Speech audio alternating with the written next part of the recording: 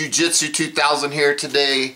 I'm coming at you with an interesting video. Today I want to talk about making a penny can stove, but I'm going to take that a little step further and I'm going to make a penny can stove on steroids. Stay with me. Hope you enjoy.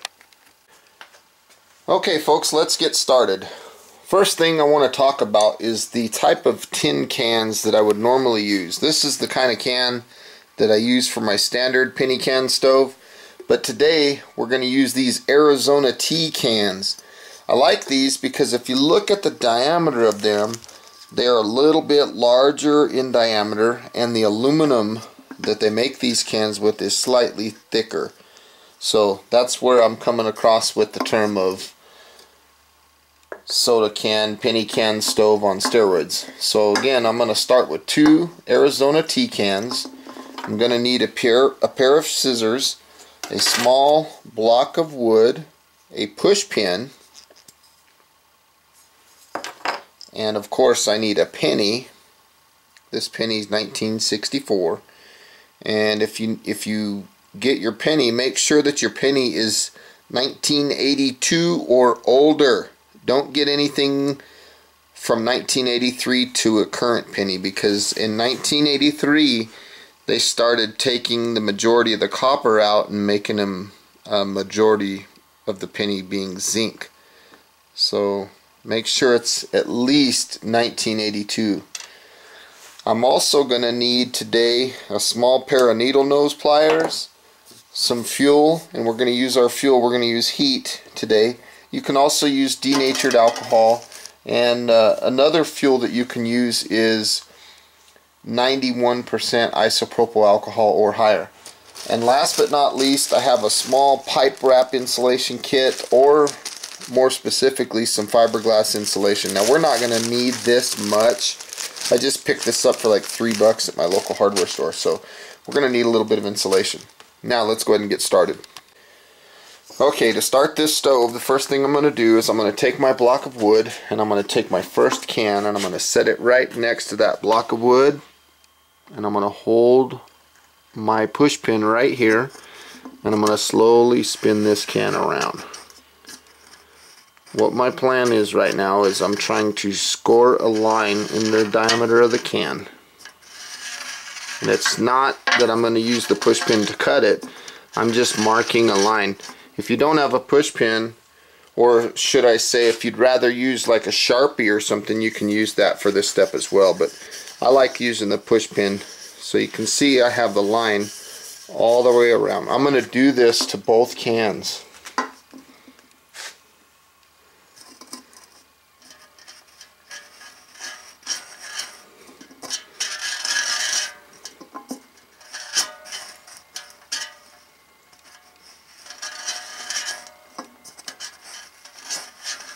Just like so. And I want to just check and see that that line is scored all the way around. Looks good. Okay, now what I want to do is I want to take one of the cans and I want to put a hole right in the center of the can with my push pin, and I'm going to use my little block of wood, for the lack of a better term, as a hammer, like a little hammer or mallet. And I'm going to make about 5 holes here.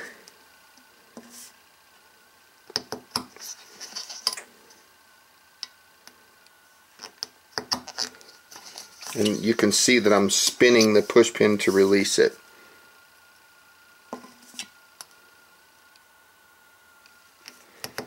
Just kind of pushing that baby in.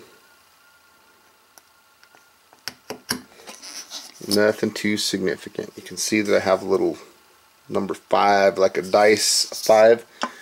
Now I'm going to take my small pointer that I was using and hopefully pop out this center hole and make it a little bit bigger. So I'm hitting it with my block of wood. Not too hard. I don't want to go too crazy with it. So I'm just making this center hole a little bit bigger so that my fuel can go in. You might need to push your pin through the holes again, you know, because after drilling that hole a little bigger, it might make those holes smaller. But that's what you want in the middle. At this point, I'm going to start with my holes. around the outside edge. Now you can see that the can has a little rim right there, and that right there where that pin falls, that's where I want to start putting my holes. So I'm going to use my little hammer because, like I said, these cans are a little thicker. I'm going to make 4 holes to start.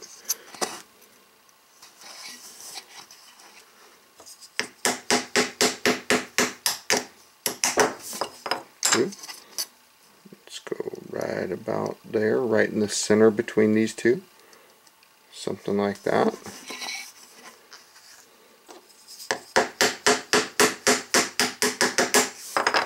3.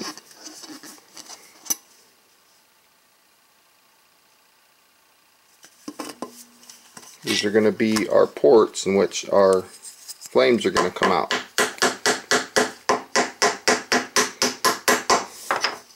So there's my first 4 holes.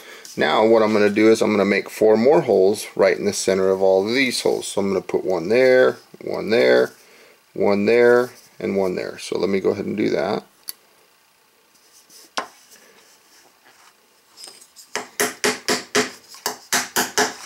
I'm trying to do this video fairly quickly. I don't want to bore you guys, and I don't want the vid to be too long. So bear with me.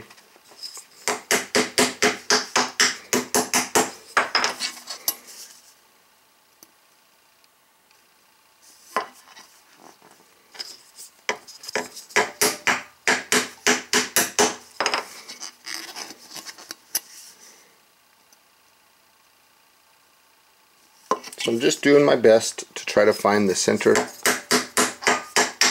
between all the holes. Now we have a total of 8 holes. Now I'm going to do that one more time. I'm going to go to the center between all of these holes. So this will be number 9 right here. There's 9. Number 10 coming up.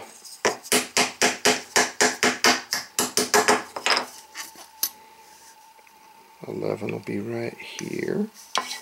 I'm having to use this wood block. 11, because the aluminum on this is a little thicker than a regular soda can. 12 is going to go right here.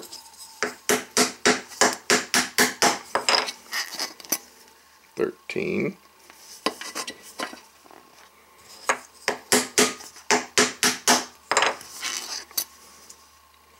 14.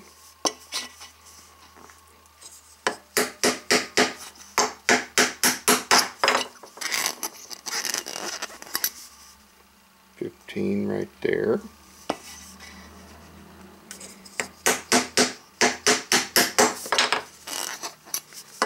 And the last one will be 16 right here. This, if you notice, this is the same amount of holes that I use in my standard soda can, penny can stove. 16 holes. See that? Now we're all done with our push pin for now and our block of wood. We're going to put those back together and just set them aside.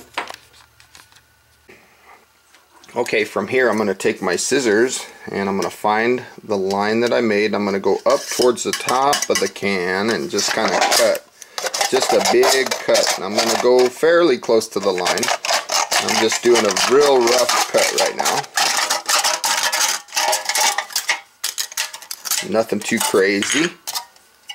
Throw that aside. And from here now I'm going to do my fine cutting right along that line, all the way around. This cut needs to be really straight. So take your time on this cut. Try to make it as clean as you can. You don't want a bunch of jagged edges on this cut, because if you have that, then you'll have the possibility of your can splitting. Okay, so there you have it. We're going to do the same thing with this can. There's our line. We're going to go up towards the top of the can. Just cut kind of crazy. Come a little bit close.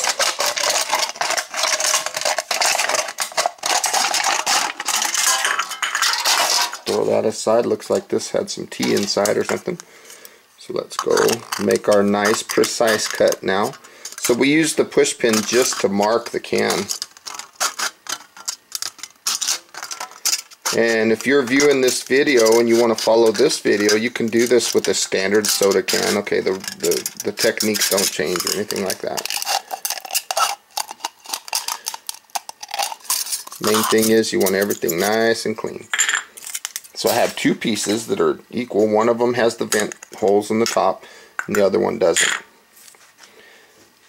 At this point, I'm going to take my needle nose pliers and I'm going to find an imaginary line on them.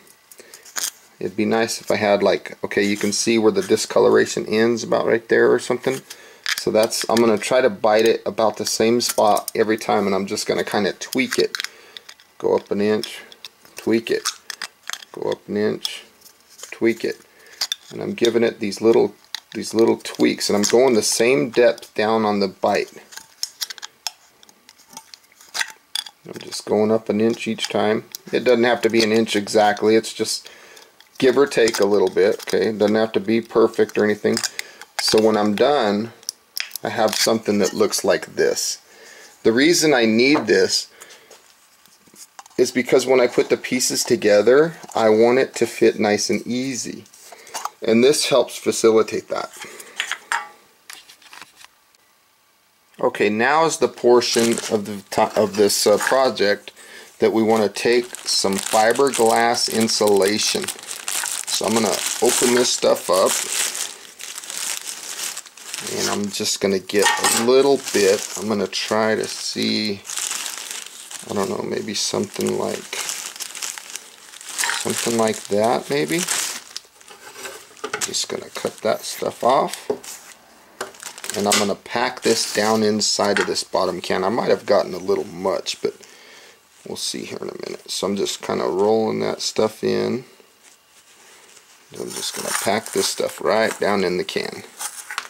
What this is going to do is this is going to serve as a wick so that when we put our stove together, when we put our liquid in there, it's going to soak that liquid up so that if we were to drop the stove or knock it over, we're not going to have our fuel going everywhere.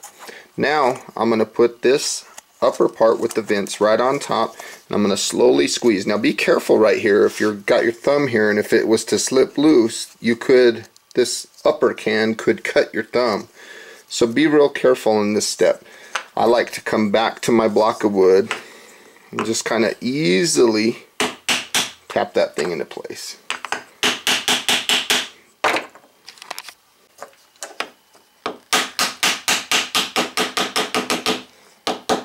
Doesn't have to be anything crazy, just like this. See that? Got a nice fit. Don't have to tap it all crazy or anything like that. We just want to make sure that everything is straight so that we have the same height on both sides. It looks like this side's a little bit high, so I'm going to just tap a little more. Just trying to look. I'm looking here and I'm kind of measuring and looking and just visualizing it. Now if you have a little bit of excess metal, just kind of rotate it over with your thumb. We're just kind of bending it in, and that'll just kind of seal up around the bottom of the can. Then take your wooden block and just kind of use that as a tool to kind of help bend that stuff around. What this will do is this will help seal the bottom up, and it'll keep the can stove together.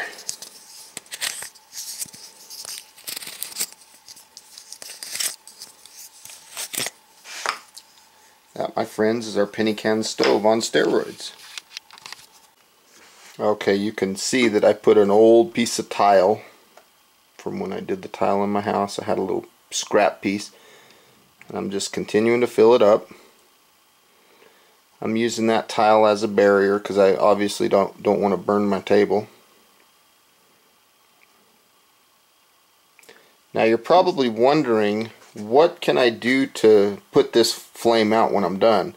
If you have another can the same size, you can take your scissors while you're waiting on that fuel to soak in, and at the bottom of the can you can see there's a little where the paint ends. Just cut it right along that line. I'm going to cut real crazy first, just like I did earlier, I'm going to do that to remove the bulk of the aluminum. Now I'm going to just cut right down, like I said, where the paint ends. Get about as close to that as you can. This doesn't have to be crazy precise or anything like that. What we're doing is we're building a little top that goes over it, and this will help for when we want to put the stove out. You can see that it's a little bit more difficult to cut this high up because we're right on that curve, but just take your time and you'll get through it. The aluminum feels to be a little bit thicker here too. So you have something like this that's going to rest right on top of the stove like that, and that's going to put the flame out. So we'll keep that nearby and we'll continue to fill. If you spill a little bit of fuel all around the base of the stove, that's okay. You notice that it's not taking any more fuel. That tells us it's full. Take my rag and I'm going to clean any excess that's around, but if there's excess around here, I want to keep that. That's good. That's good fuel. That's going to help prime this stove. Let's go ahead and light this thing. I can feel the heat even though you can't see it. It's lit. I'm going to kill these lights behind me. Kill this overhead.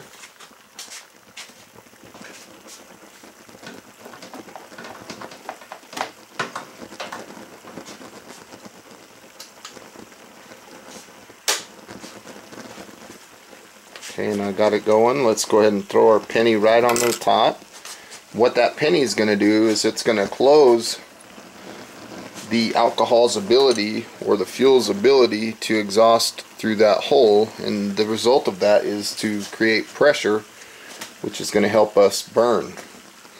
Now this stove is in the priming step right now. Once these flames and things around the bottom here go out, the stove will be primed and it'll be ready to go. I'm going to lower this camera angle here for you guys. So you can see that how quickly that stove has primed. It's already primed and it's pretty much ready, pretty much set. Puts out a great flame.